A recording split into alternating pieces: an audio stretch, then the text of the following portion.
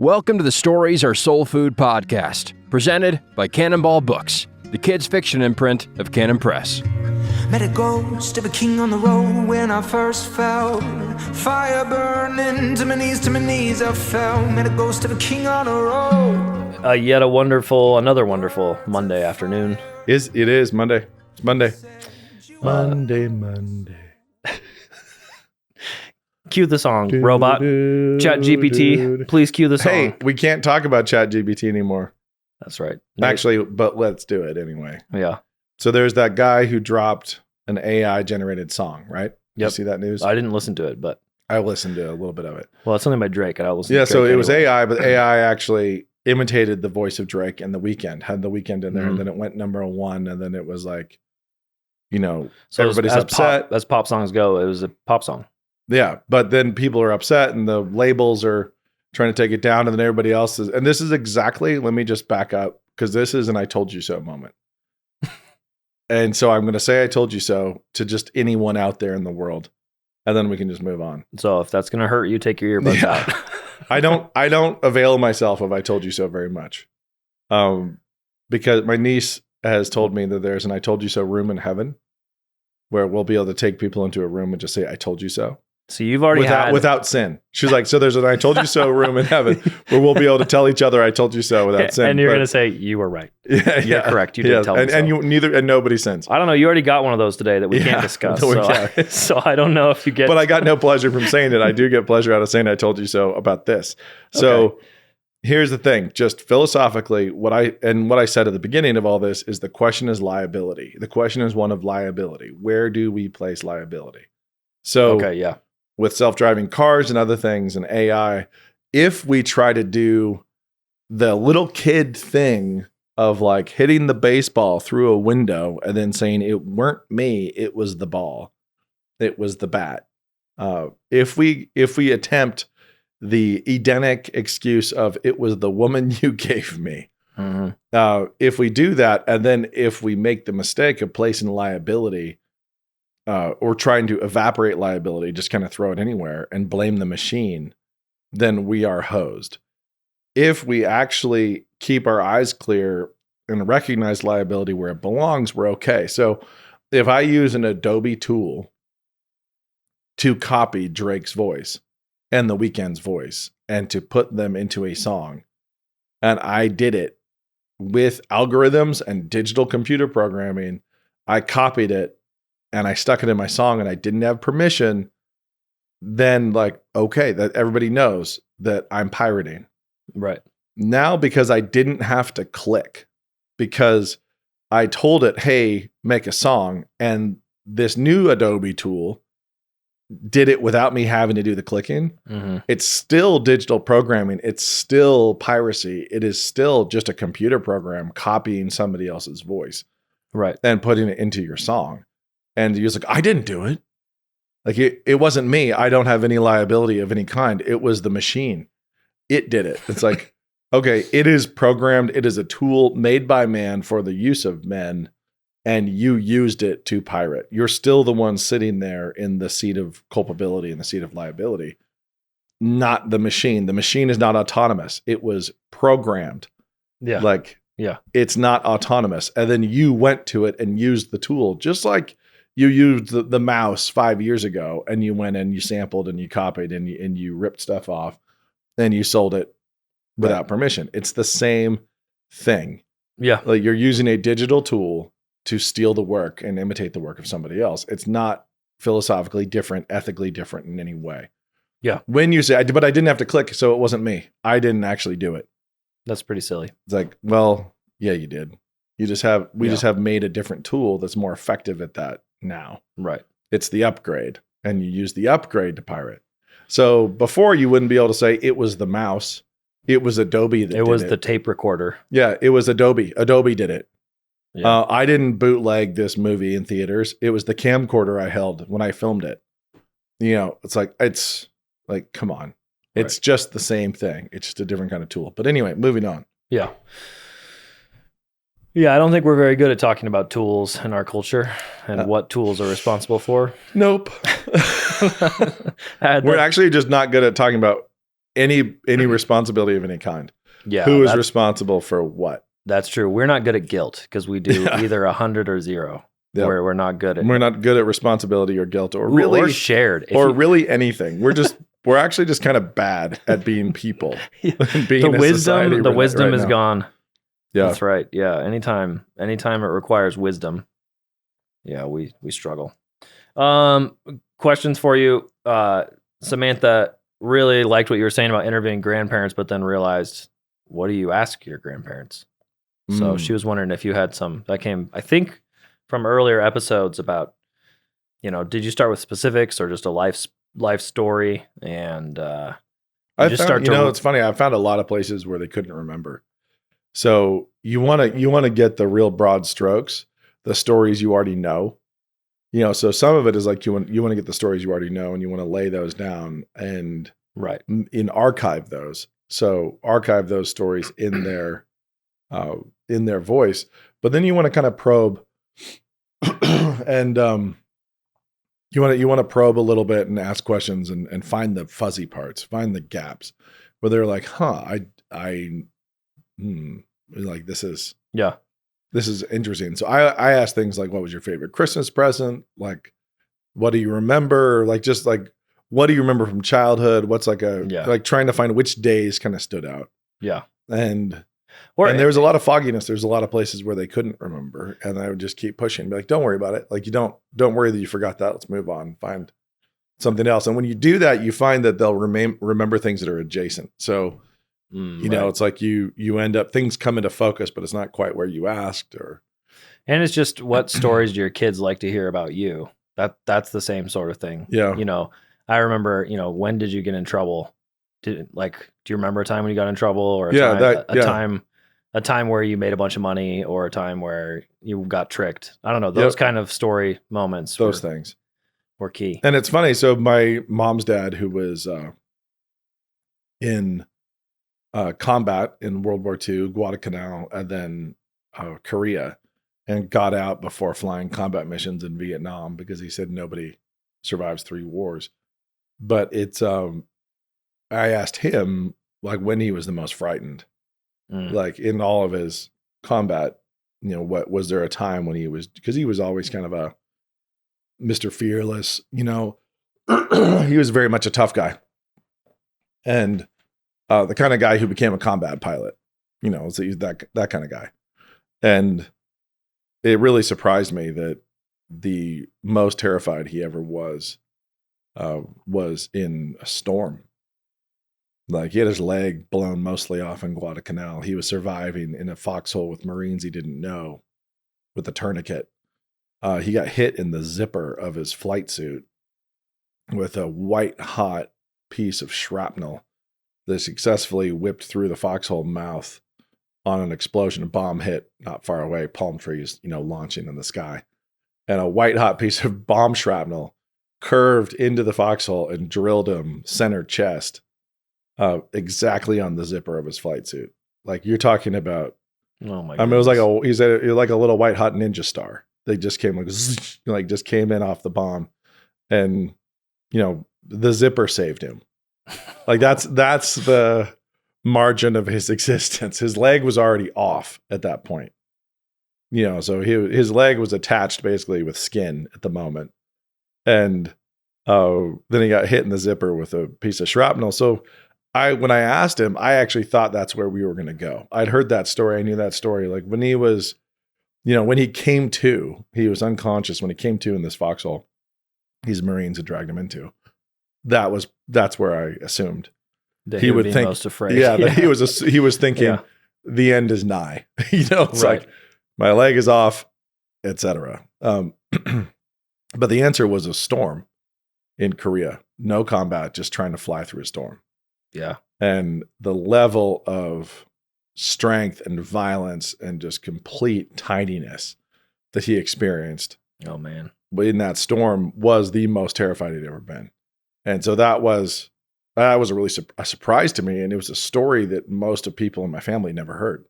Right. And so he talked about it and unpacked it. And it was like, kind of like even going there mentally. Yeah. It was like, there's a reason why he like shut the door on that.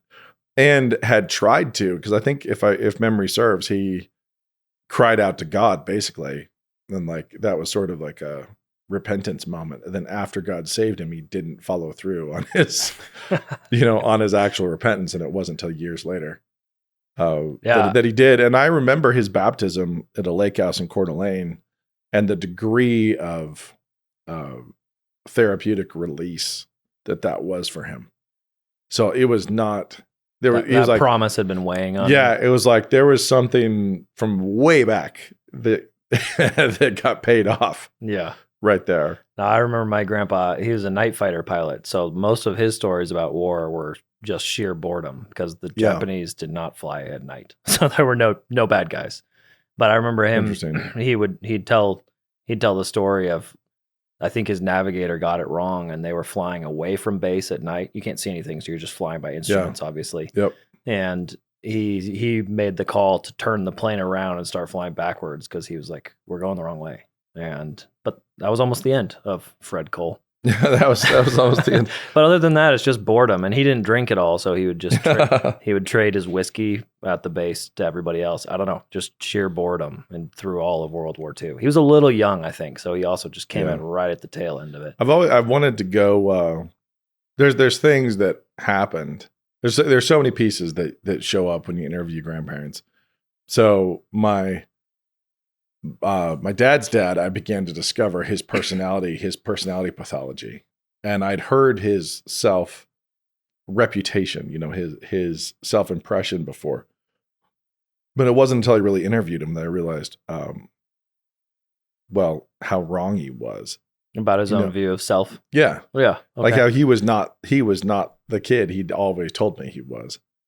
And he was not the kid he believed himself to have been. He just it just wasn't.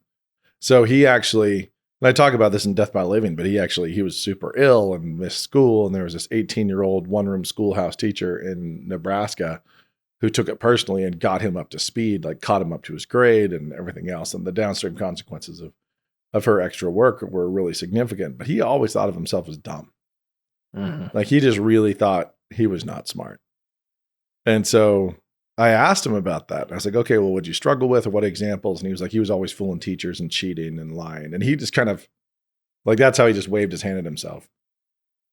And when I probed and poked there, he's like, well, for my science teacher, I fooled her by memorizing the periodic table. And it was like, you talked about this one when we were doing the episode on your grandpa. That's so funny. And it's like I fooled him. Yeah, you really fooled him, right? You got him. You sure tricked him. And when he was working the stockyards of Omaha, he learned all the constellations and bought an astronomy magazine and like studied all the stars and fooled a teacher by memorizing all the stars. Like I was like, that's just not fooling. You're an idiot. And the thing that's funny about that is those things were revealed when you just ask somebody old represents themselves a certain way, and you just say, explain that. Like, what do you mean? Like, give me examples. It's like, and that's you gotta get into the examples of their self-perception and I mean, pull that back. I think I have my grandpa's memoir, but I never interviewed him, and so stuff like finding out just on the side, oh yeah, your grandmother and I eloped when we got married. Like that, that sort of thing that just becomes a moment where you're like, I don't know. I'll have to wait till heaven, I guess, to find out. And my grandmother, more about that. she was such a sweetheart, but she lost. My dad's mom was gone before I was got to this point. I was never able to interview her, but her stories are phenomenal, and I really wish I had been able to. But then my mom's mom was such a sweetheart.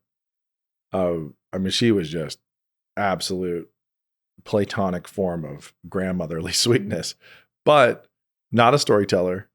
Mm-hmm. Didn't really care to, didn't really, it wasn't, had no need. And so there's some things we got out of her and some things that we knew, but she was engaged to another guy the day she met my grandfather.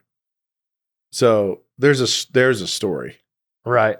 Like this is right. Blind date. She got dragged along, and my mom's dad is dragged along. I've seen there's a photo from that date, and it's of my grandfather, I believe, walking on his hands with his shirt off. It's like, it's like he's doing his best. Yeah, it's like that. He's doing his bird of paradise. But my grandmother she had a ring on her finger.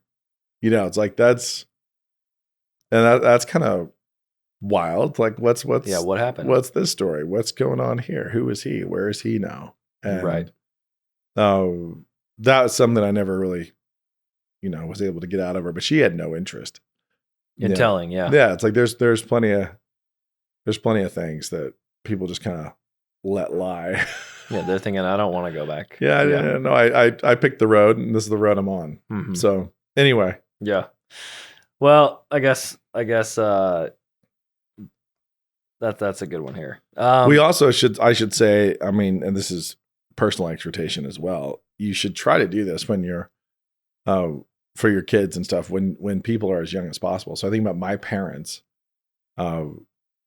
we should be doing this now when they have no interest of eulogizing themselves or telling all their old stories, but they can remember them all. It's Right. like they're young enough that, it's like my dad's not 70 yet, and so why would I be doing like,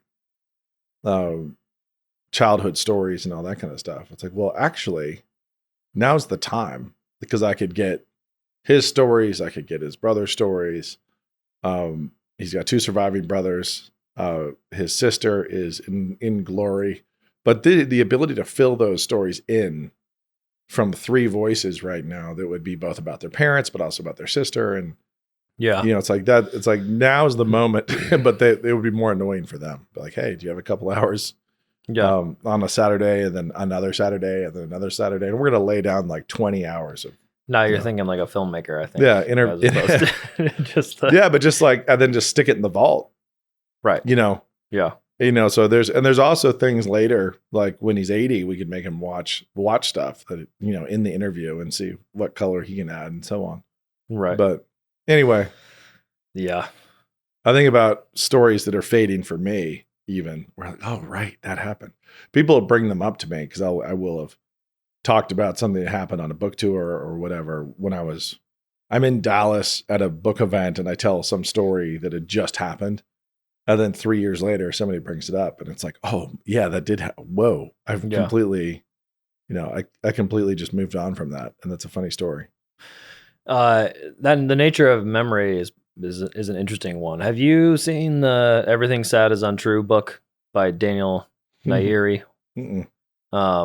That's one written by his mom became a Christian and they fled Iran, basically. Okay. So his story is basically being a kid, an immigrant growing up in Oklahoma. And the novel's told from his perspective as a, whatever it is, 4th grader. But his whole point is that memory is a tough one because there's just tons of gaps in it.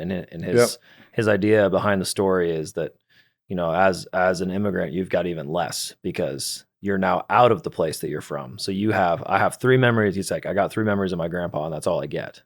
Yep. One of them, him killing a bull, like slashing its neck. One of them, him giving me something. And then these are my 3 memories and they may not be true. They may not be accurate. And it's interesting to me how bad our memories are. Right. And it feels like, especially as the Bible's all about memorizing and how hard memorizing things is and remembering. And I don't know. Hey, we just talked about Spirited Away.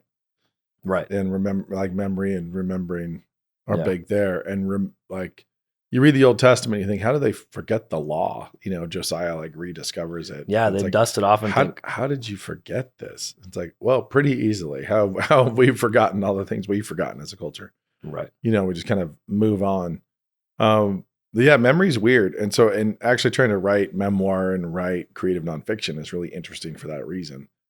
And so trying to develop techniques to reveal where things are foggy or where the edges are unclear, because novelists have a tendency to really kind of sharpen it in and focus it.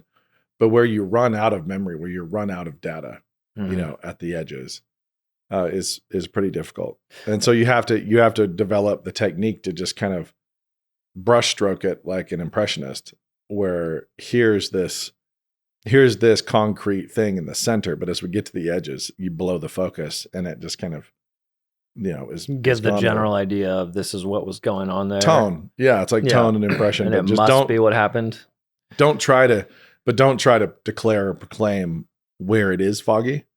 And so learning how to, it's funny because I think it improved my fiction too, just realizing not to be over specific in the details, but actually know when to like lose focus and when to like really, really show a thing and hang on to a thing. But I've said it here before too, but I've said it a lot to writers. And I think this is one of the weirdest things about God, about what he does in his art, is that secondary experience is remembered more clearly than primary experience. And so what do you mean by that? So it's if I make something up, you know, if I do a good job, and that's a big qualifier, because it's not all secondary experience, but if I do a good job, yeah, say I'm Tolkien and I write the Ride of the Rohirrim, I write the, you know, Fangorn in the woods, I write that scene when the hobbits are hiding by the trail and the Nazgul is looking for them and riding past. If I write that well, and the Mines of Moria, whatever it is, Drums in the Deep, you know, if I write that scene well, you will remember that scene better than you will remember your wedding day. Yeah. Like you'll remember it better than, you know, birthdays, you know, you will remember that imagined and secondary experience that you've now read and you've vicariously received from another person. You'll remember it with like more concrete handle and retention than your own life experience. Okay. Do you think even sequentially? So let's say I remember going into brain surgery really well, and I do, like I remember it, but I remember we drove down the PCH with the kids. We're heading to brain surgery. We're going to USC. There's all these things that I remember. Trying to sort them, like trying to put them in order, trying to deliver them would take concerted effort, lots of note taking, lots of like memory checks, and then like and trying to like put it together. And I would be putting a puzzle together. Yeah. I would be putting a puzzle together, and it's one of the biggest things that happened to me in my adult life. And I would still be putting a puzzle together. Then this happened, and then there was this dream I had the entire time I was in surgery. You know, I was just this horrible, hellish dream that was going for 7 hours, and in which I was stuck in a Delta regional jet circling LAX, and the AC wouldn't work for 7 hours. And they're cutting on your head. Yeah, and I was just trying to get out of my seat, and I couldn't get out of my seat, and like I'm pouring sweat, which is weird because I was like ice cold, right? Through surgery, they take your temperatures way down, and you're in a very cold room. Your body's like, we got to heat this thing up. Yeah, and I was like sweating and frustrated and mad, and the pilot kept announcing that we weren't able to land yet. We're still circling. And I mean, obviously at the time I didn't know that my surgery went very badly and was going much longer than it was supposed to, right? You know, it's just going on. But I have a very permanent memory of this really awful dream that just kept on looping. And my two sisters-in-law were standing in the aisle of this regional jet staring at me and being emotional the entire time. And then I find out when I come to, they have driven down from Santa Cruz, California to Pasadena. They're with my wife in the waiting room and have been there on my sister-in-law's birthday. She spends her birthday in the waiting room at this hospital. And they made it into my nightmare. Like them stressing out, and they're out in the waiting room, which is really funny. Mm-hmm. Anyway, that's concrete. The sequence going into it, less concrete. There's lots of different scenes and bricks that I have that are extremely concrete. You know, it's like these different moments, and usually moments of like knowledge or heightened bizarre experience or things like that. But I could get you, you know, it's like I could tell you Faramir's story and his arc with more clarity and more retention and more memory than my own relatively recent saga through brain surgery. Like it's something fictionalized and secondary and delivered by another source lands differently. Yeah. And the fact that God made us that way, such that our own memory is always fleeting and we're grabbing at it, but the told stories told, like those actually ingrain. And is that because it's been kind of pre-digested for us, or perhaps pre-focused? Well, you could, yes and no. I think there's some of that. I think it's I think it's the speed of life, the rate at which we have to actually like live and experience. But also, I think it explains why we need preaching. Why I think we're designed to be this way. We actually retain the stories told. Mm-hmm. And so, if you're in a culture and a family where stories are told and they're retold and they're told and they're told, it's like, and this is, you're going to hang on to those things, Right. and you're going to remember them more clearly than your own life lived. You're going to remember those things. And that's like, I think, a design feature. Yeah. So that we actually grab onto that. So if you tell the stories of faithfulness in your own family, if you're telling the stories of God's action in the world and other things, and you're curating that, the curated narrative, when well curated, sticks. It sticks like a tattoo. It sticks like a permanent mark. Right. You can't get out of your memory. Yeah. You will never forget these things. You might not pay attention to it, but you could also re-access it and it all comes flooding back. quickly. What's some of the advice you have for doing that sort of thing around a table? I mean, is it a dinner time thing? Yeah, a lot of it. And I'd say get good at stories as a thing given in your family. Stories as things given and received. So like have kids tell stories of their day. Don't try to shut them off. Like when they're trying to tell stories of what happened today. Help them refine into what was important and what's not important. And let's not talk about that. Right. But it's like let them and then give them critical feedback on how to steer it and how to tell those stories. Tell them stories. Right. Like tell them stories of the lessons you learned, the things that happened in your life when you were, were bad and you received discipline, when you actually learned these things. Stories of God's faithfulness for your grandparents, your great grandparents, like just the thread, but then also Bible stories. And I would say that reading the Bible is important, obviously.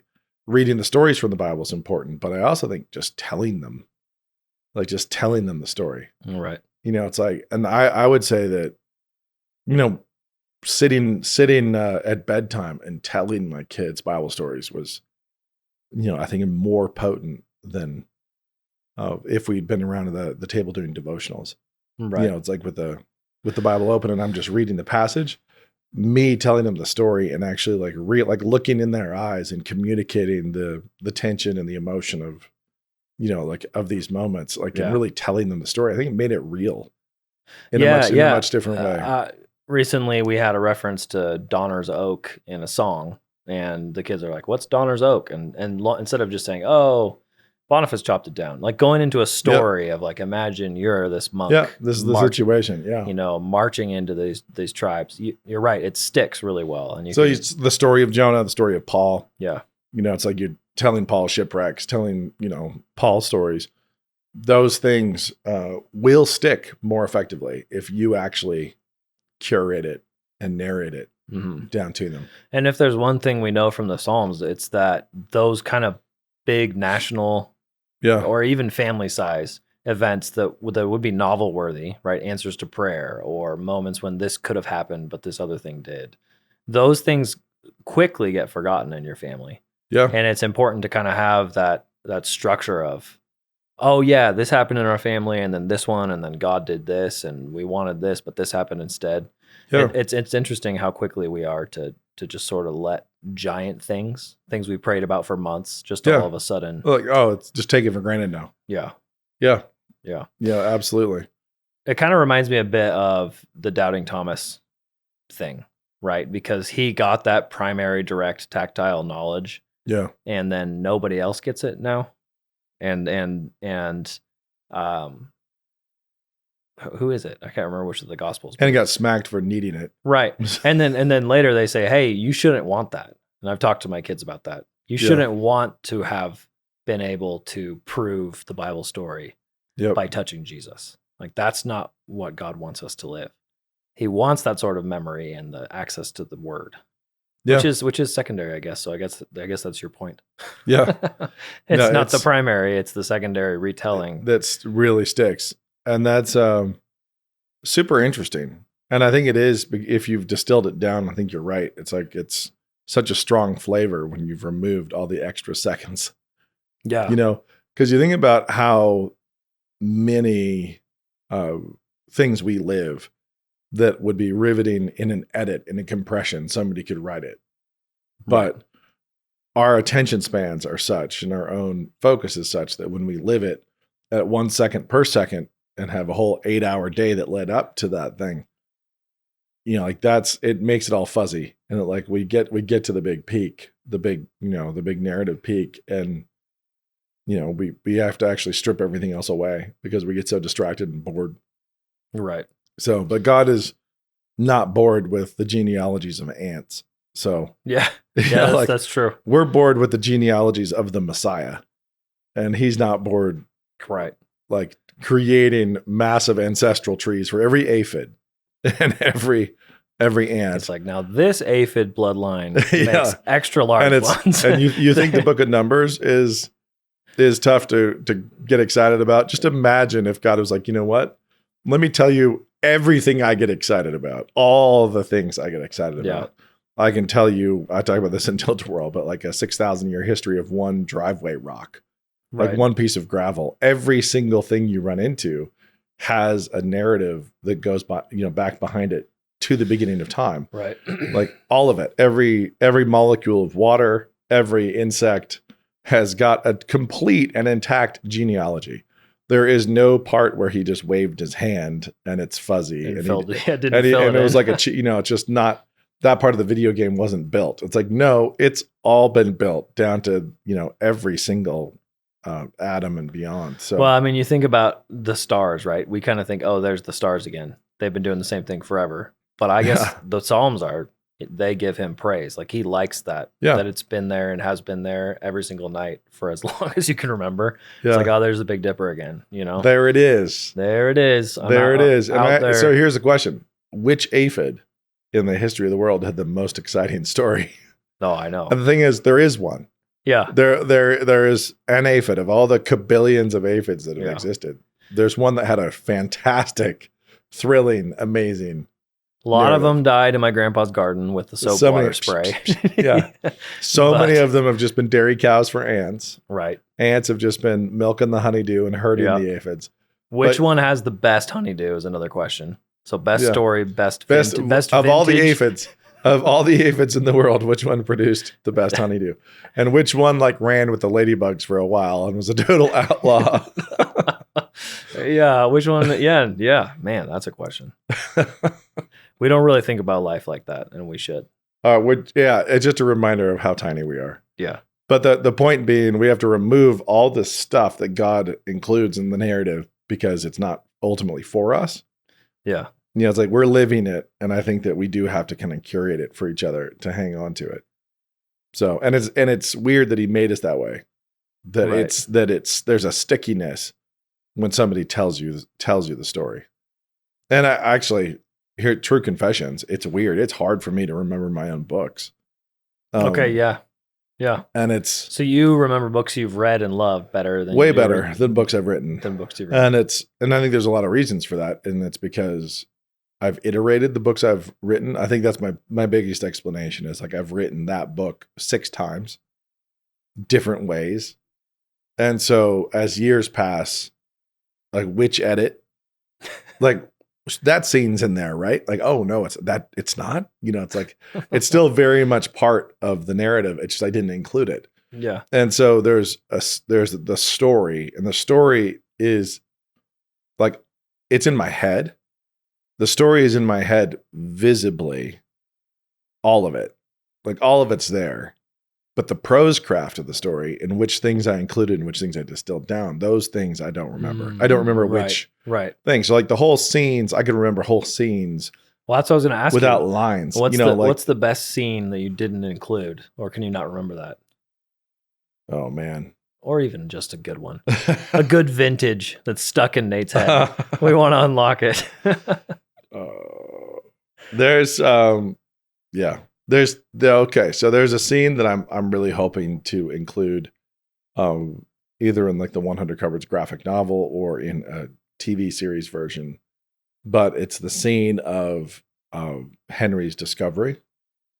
So Okay. so the scene of Henry's discovery in the wall, and grandfather's writing in his journal in an empty house. And it's like, he's in this creaking, place that has been all these adventures and all this other stuff. It's all under control. And there's this massive disruption that hits. He's trying to journal, and it's just all very like quiet summer.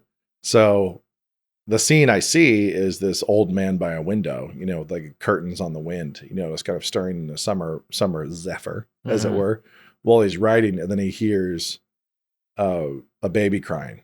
There's like a real faint baby cry. And then he kind of thinks he's imagining stuff.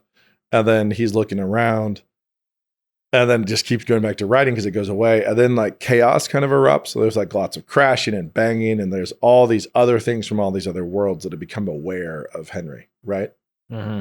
So he goes up in the attic and the whole wall's going nuts, kind of behind the plaster. Mm-hmm. He's already bailed on the cupboards. He's already plastered over them. So there's like his tools are there.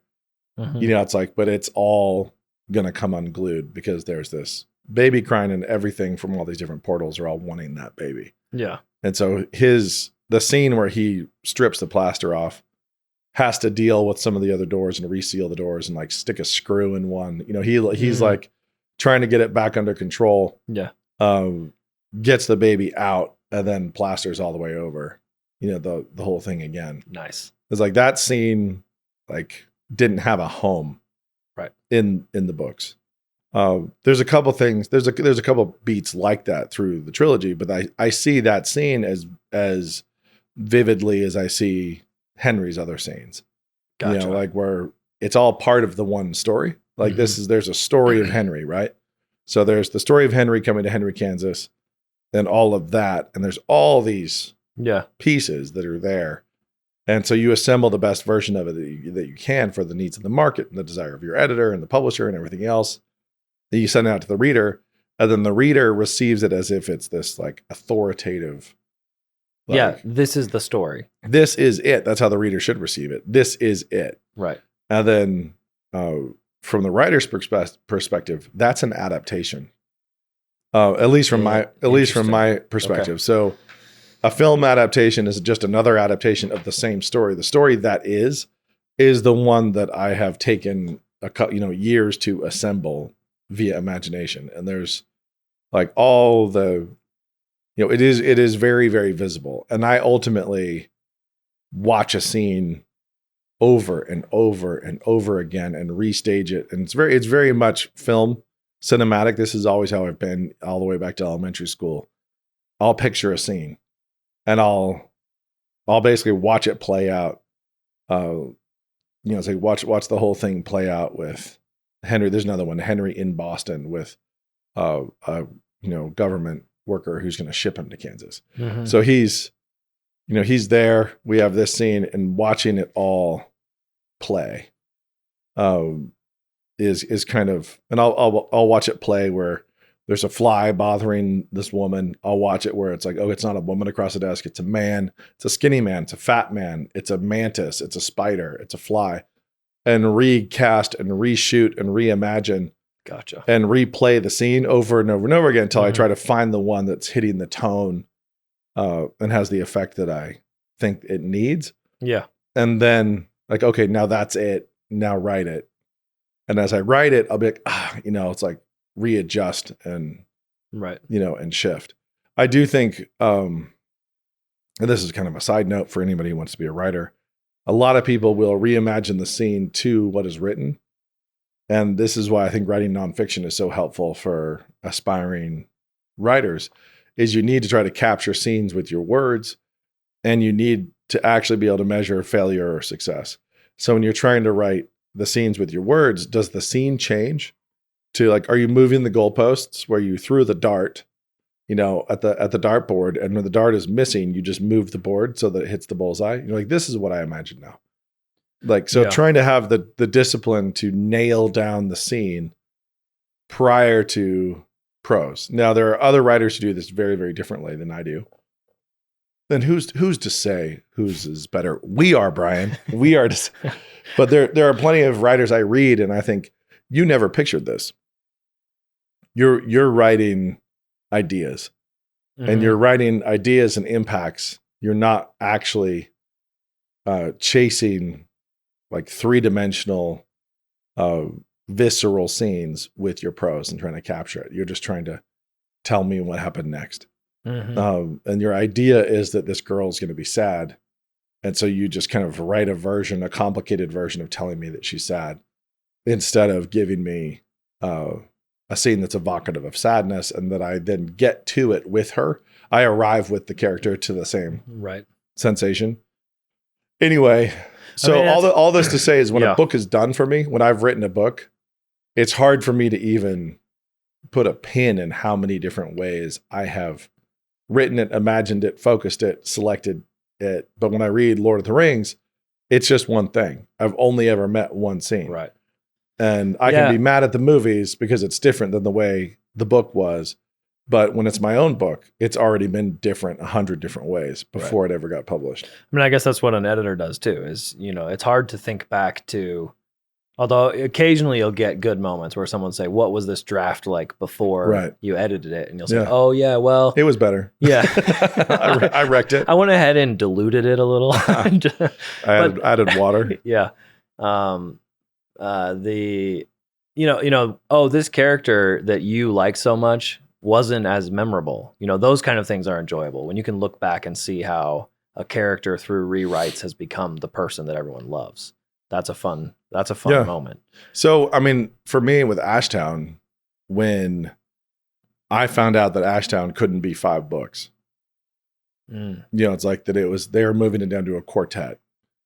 And the work I had to do to kind of like take the planned narrative and try to squeeze it in and try to really jam Empire of Bones with stuff so that Silent Bells could be the last book, that was tough. It was really tough. It's hard for me now to even go back to that 5th book. So 100 Cupboards for me was one massive volume and then became 3. Like I wrote a big fat book. Mm-hmm. And then it got distilled and broken into 3 different things. And you're adding stuff that could have come later, things from ideas that were just sitting there for planned follow-up books. And now we're going, this volume is becoming a trilogy, but I still have all these stray things. So those stray things, it would have been book 2 or 3. And now I'm going to do book 1 in 3. Which of those things do I pull into Chestnut King and the Dandelion Fire and, this other stuff? It's just a weird job. Yeah. And it's really, really fun to then just read the Space Trilogy. Then it just is. And it's going to be exactly this the next time I read it too. And I only ever experience it this one way. Yep. And so I don't have the same kind of concrete memory of the scenes on the page. I mean, it all comes flooding back.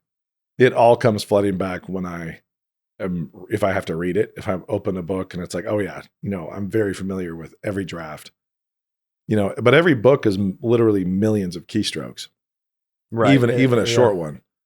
And so the retention of all that variation is a little bit difficult at times. Well, okay. Last question before we leave. Anything we will do, I think, Jesus Revolution for Lamp next week. So in the past, you've occasionally given us, what should we look for? What should we watch Jesus for? Revolution? Is there something that you think we should head into Jesus Revolution with our senses attuned? Well, let me just say this. I think when movies like Jesus Revolution are happening, when they're being made, when they're being released, they become about this. It's almost like the fiction we were just talking about. They come focused on the ideas. They are engaged with by the viewer as promotional materials or idea based, ideologically based. What's its message? What's it doing? Instead of just thinking of it as narrative and narrative technique. So I think that trying to watch it and focus on how is it doing its job? Like, how is it effective? How, especially with Jesus Revolution, like how its pace manages to move you forward. It's kind of interesting because afterwards you're like, we covered kind of a lot, but there's not just a clean This is not a 3-act quest film. It's different. It's Right. a really different kind of a narrative structure. And they're trying to capture a moment in time and a movement. And Okay. so how does the narrative do that? And specifically in like the film technique of it all, in the cinematic technique, what are you seeing? And Yeah. why is it effective or not effective? Like, why is it ineffective? What's it accomplishing? So when you have consumed it like food, like what has it accomplished? What does the narrative accomplish? And then you go back to the mechanics of it and ask how it accomplished that. Nice. Okay. So Good. anyway, because it moves more effectively than you might think. It is very slow. It's a slow movie, but it's the kind of thing that afterwards or late in the film, you're like, this is moving slowly, but it's never stopped moving. And you've been moving with it. You kind of hang out with it. It's not trying to race. And that is actually really hard to do because it is actually trying to move quickly, but it's trying to move quickly without feeling like it.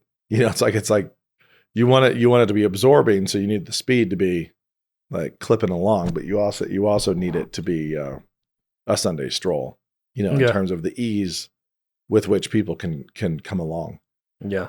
So, Okay. Fun. So anyways, that'll be interesting. Then, if we'll see, I'm talking to John Irwin tomorrow. Well, by the time this comes out, it won't be tomorrow, but I'm hoping to get him to at some point jump on the podcast and handle some questions. Exciting. So we'll see. Yeah, send him in if you've got questions. He's hectic busy right now, but it'd be fun to get him into a conversation about it. Yeah, absolutely. Make sure you send those questions. Email, Facebook. Do we Stories of announce Soul the Food. next one or do we wait? Maybe we announce that one to our email subscribers as a little perk. Look at Brian being all businessy. I think actually you said we have email subscribers, but we've never sent them anything. We've never sent them anything. We've never done it to those people who've subscribed. So look at me not being Because- businessy. Yeah, because SAS, we all know that SAS really has its act together. We make a ton of money off of this podcast. Well, It's- listen, you can't do it's 111 episodes it's without having your incredibly- act together. This is an incredibly lucrative endeavor that we're on called Getting Together and Talking about Stories. Yeah. So I hope you all still enjoy it. This has been SAS There we are. 111.